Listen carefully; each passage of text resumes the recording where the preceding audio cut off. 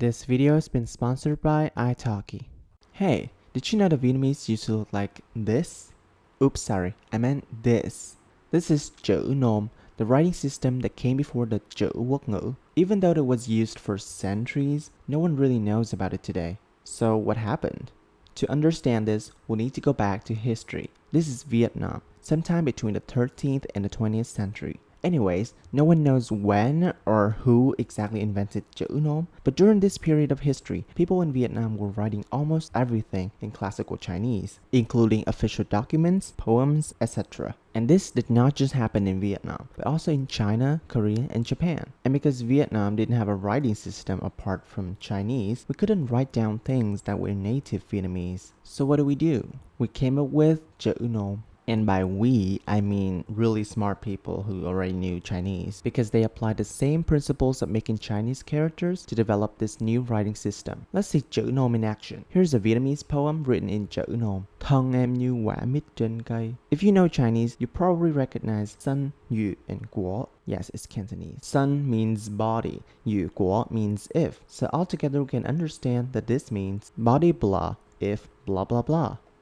What? Keep in mind that when things are written in Chữ Nôm, it no longer uses Chinese grammar or classical Chinese at the time, but instead uses Vietnamese grammar. So what I mean is, the sun still means body, but the yu guo is now to be like, and the counter word for fruit. So what kind of fruit is it? Let's look at this character. Meat. In Vietnamese, meat means jackfruit. This character doesn't actually mean jackfruit in Chinese, but we borrowed its Sino-Vietnamese reading, miết, because it sounds similar to meat. Wait, hold on. So it uses Chinese characters, but is actually Vietnamese grammar and vocabulary? Yes. So now we know that this sentence actually means body blah is like a jackfruit, blah blah. Okay, we're slowly getting there, but still makes no sense. Let's look at this character, em meaning I in Vietnamese. To understand why it's read this way, we must look at something called phonosemantic, meaning one part of the character suggests the sound and the other suggests the meaning. So this character has the woman radical on the left, meaning it has something to do with women. It also has the radical read as im in Sino-Vietnamese on the right, which is close to em. So by guessing, we now know that this character is em, meaning I, and is used by women. That was exhausting. But luckily, it's the same case for these last two characters. This character is trên, meaning up, and this character is cây, meaning tree. So altogether, the sentence goes, my body is like a jackfruit up on the tree. And here's the rest of the poem if you want to learn more. So you're telling me that Chữ Nôm is just using Chinese characters to, represent the Vietnamese sounds? Well, yeah, but many times we just make up new characters altogether. Either by making phonosemantic compounds like what we've seen in the poem, or completely semantic compounds, like the character for trời, meaning sky. Both the Japanese and Korean also did this kind of inventing new characters thing as well. And even sometimes we would not borrow characters for the pronunciation, but for their meaning. For example, the Vietnamese word for the underarm is nách, but we can also use this character meaning, the underarm, to write it even though it is read as yết in Sino-Vietnamese. And sometimes we would add these little symbols or just modify the characters to tell people that the reading is slightly off. Okay, wow, you know a lot, don't you? Yeah, languages are so cool, right? And if you want to be cool and learn a new language today, italki is an absolutely game changer. At italki, you can take one-on-one language lessons with native-speaking teachers. Lessons cost as low as $5, and you only have to pay for each lesson that you take. There are over 150 languages you can learn italki right now, including Japanese, Cantonese, Vietnamese, you name it. You can book lessons anytime and learn anywhere. It's way better than a traditional classroom if you like to customize the lessons to your needs. Oh, Rokubunnoichi. Yes. Okay. Yes. So what does it mean, Rokubunnoichi? I think it means 1/6. Yeah. Huh?